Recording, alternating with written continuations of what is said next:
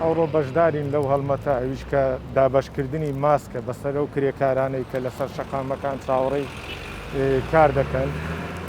بەڕاستی مەبەست لەو هەڵمەتە ئەوەیە بڵاوکردنەوەی ئەو هۆشیاریەیە کە خەڵک پێویستە ماسک ببەستیتن، دەبی خۆی بپارێزی، دەوروبەری بپارێزیتن.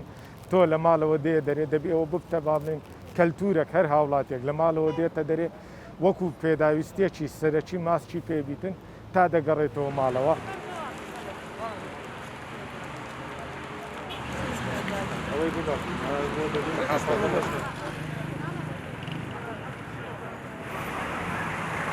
کرێکارێکی زۆر لەسەر شەقامەکانە لە شاری هەولێر و هەندێکیان بەداخەوە پابەندین بە ڕێنمایی تەندروستەکان. لەو هەڵمەتە ئێمە هەڵدەستین بە دابەشکردنی دەمامک و دەستکێش بۆیان. ڕەنگە و چەند دەمامکەی ئێمە کە دەیاندەینێ ناتوانن تا سەربەرگری بکە لە ڤایرۆسەکە، بەڵام ئێمە ئامانجمان ئەوەیە کە هوشیاریان بکەینەوە. ئەو کرێکارانە کە لەسەر شەقامەکان کار دەکەن، بۆ نمونە ڕۆژی وا هەیە دەچنە 2 ماڵ یا 3 ماڵیان لەگەڵ چەند ئۆتۆمبیلێک سەر دەکەون. احتیمالە بۆ خۆیان تەندروستیان باشی، بەڵام ئەو ماڵە تەندروستی خراپە. لێرە مەترسیەکە دەکەوتە سەر خێزانی ئەو کرێکارەی.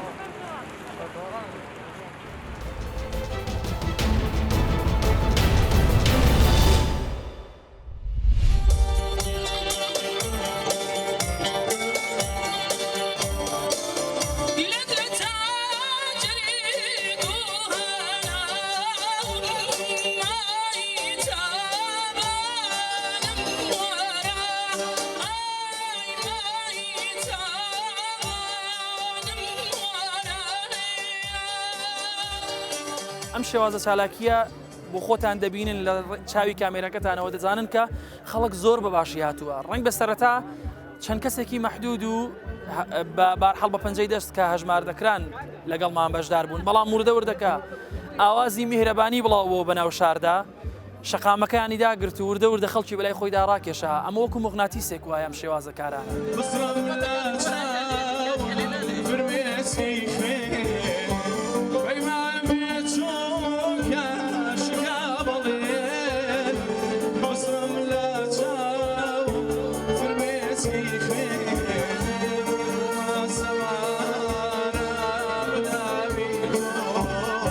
جێگای خۆشحاڵیە. ئەمە دووەمین چالاکیمانە لەسەر شەقامدا ئەنجامی دەدەین.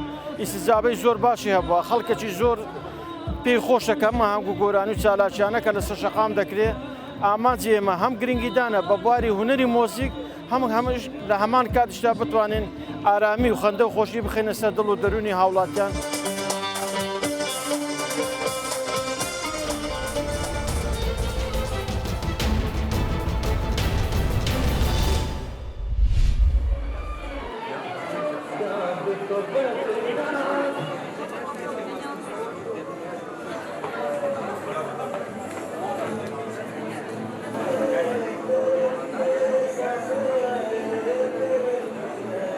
Изменилось очень много. Дивали — это самый большой праздник в Индии, и здесь тоже все индийские люди здесь собираются всегда. Но сейчас здесь очень мало людей собрались, потому что есть коронавирус, и всех надо с первым здоровым. Поэтому люди в этом году не собрались так, как мы раньше собирались.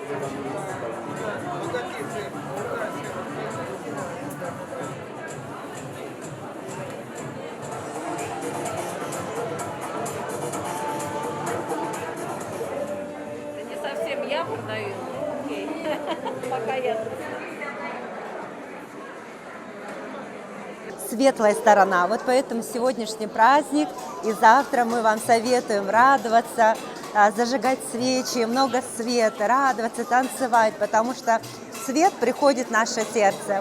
Вы знаете, конечно, в этом году, к сожалению, ограничения, потому что ситуация в мире, в стране, понимаете почему? Вот поэтому мы скромно